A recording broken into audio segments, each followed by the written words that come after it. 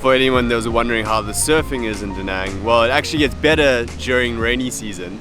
So the waves are actually quite decent. Not huge waves, but if you are into surfing, that's probably one advantage of the rainy season is the waves get pretty good. As you can see right now, there's not much while the weather's good.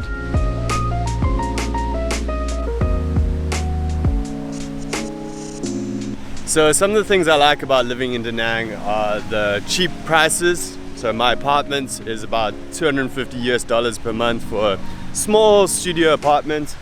The food is cheap, like you saw.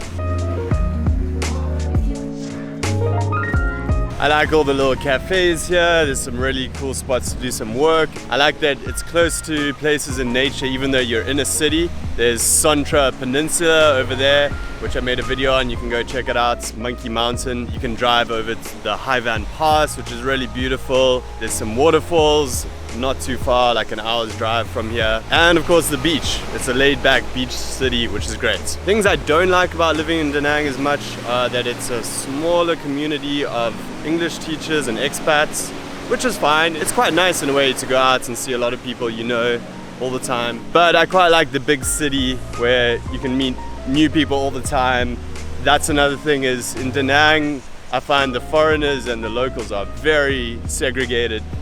People don't really seem to hang out that much with people unless they're dating someone local. I don't see like groups of people out that are mixed with Vietnamese and foreigners, which is one of the reasons why you want to live in a new country, right? Is to hang out with the locals, not just other foreigners. Ho Chi Minh City, on the other hand, there's lots of cool, young, interesting Vietnamese people, and it's easy and nice to just meet lots of locals. And then just the big city feel, you know, there's a lot going on. There's interesting nightlife happening. Yeah, there's not as much nightlife, there's not as much variety of things to do. And then the big downside here too is the employment opportunities. Far less jobs, lower pay, more competitive to get jobs here versus in Ho Chi Minh City and Hanoi and in other smaller cities around the country. There are a lot of job opportunities, especially now. So if your plan is to teach English, it's usually much better as a first-time teacher to go to Ho Chi Minh City because then you can find jobs more easily. If you know Chi from our team, that's her full-time job, is just keeping up with our network of schools around Ho Chi Minh City and around the country, but most of the jobs are in the big cities.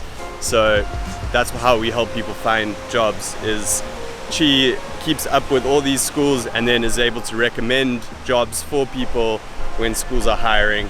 So I just ran into Leroy here on the beach. How's your day been going? Hey, yeah, really good. Nice weather, blue sky, so what do we wish for, right? One of the best things about Da Nang, I think, so yeah. Do you want to quickly say what you do for the vlog? So I have my own online coaching business up and running, so it means like I'm also a digital nomad, like Alex is, so I can travel everywhere, and yeah, I help and inspire people to achieve their goals and what they want to accomplish. Yeah. Awesome. Nice, man. Well, have a good rest of your day. Yes, the same.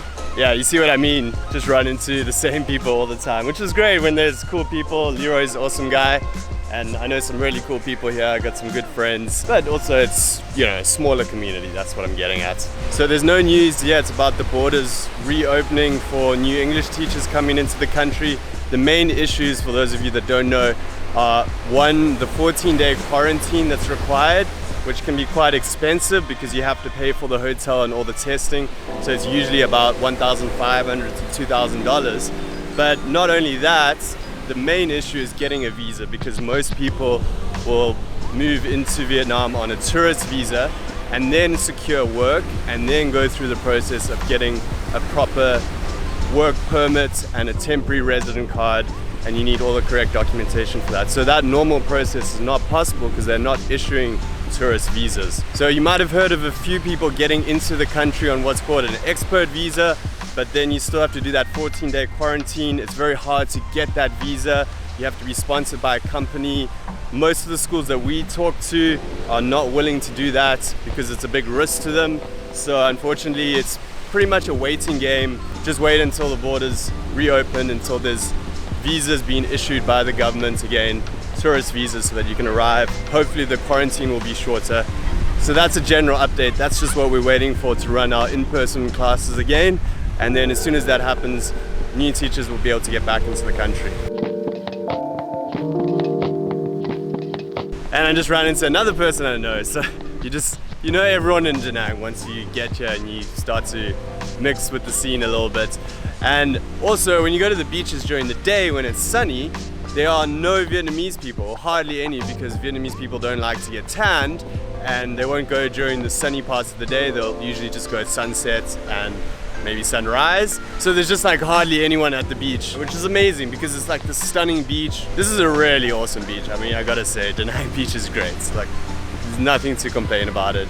Beautiful, volleyball courts, whatever you want, like this is the place to be. Okay, but here's the reality. So it's pretty hard for me to say bad things about Da Nang, and what Leroy said just now about me being a digital nomad, that's not really the case because I have a company in Ho Chi Minh City. We're a school that trains English teachers, and we have a team of 4 people based there, 5 including me. So it's only because of COVID that I can be a little bit more remote and, you know, work with the team remotely while we're offering our online training. But it's really hard to say much bad about Da Nang. It's such an amazing city to live in. It's really great. But what would stop you then from actually moving here to teach English as opposed to Ho Chi Minh City or Hanoi?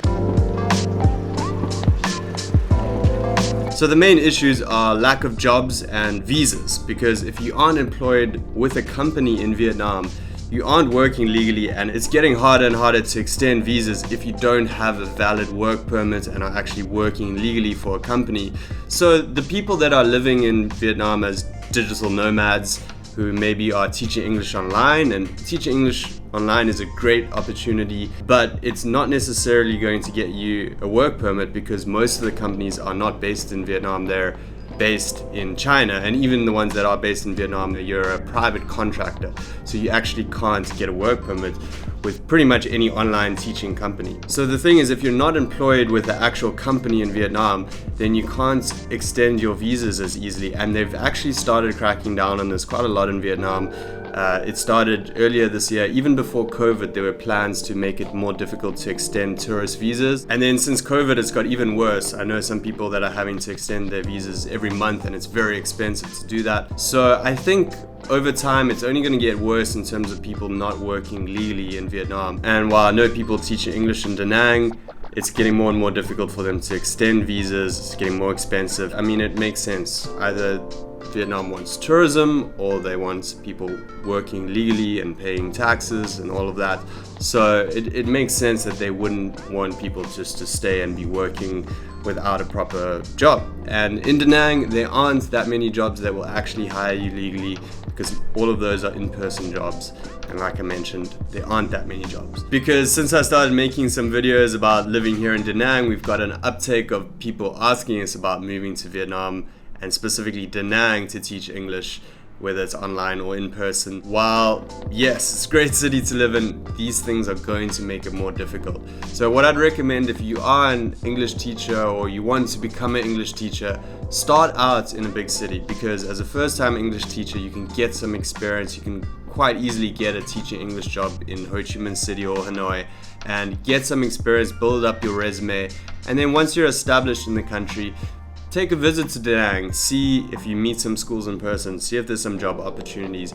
Once you've got 6 months or a year's worth of experience on your resume, it's going to be much easier to find work at a place like a school in Da Nang where it's going to be more competitive. So that would be my recommendation. I don't want to say Da Nang is completely off the cards for new people, but it's getting more difficult. It's going to be tough for a new teacher to get work here. It's going to be tough if you're trying to teach English online and finance living here, especially after COVID. We don't know what the visa renewal situation is going to be like. So that's just the reality. I want you to be aware of it. So if you're planning to move to Vietnam, you know about all these different aspects that you have to consider when you're getting a job, when you're trying to sort out your visas. And for the time being, we're going to be focusing on Ho Chi Minh City as soon as the borders open. I've actually got a playlist with a couple of hundred videos about daily life in Ho Chi Minh City and Hanoi, so I'll leave a link to that in the description and a card up there, so you can watch those and also see that living in these cities where there are more job opportunities are also great. Good lifestyle, higher paying jobs too. Okay, but enough talk about that. I'm going to go get some delicious Vietnamese food.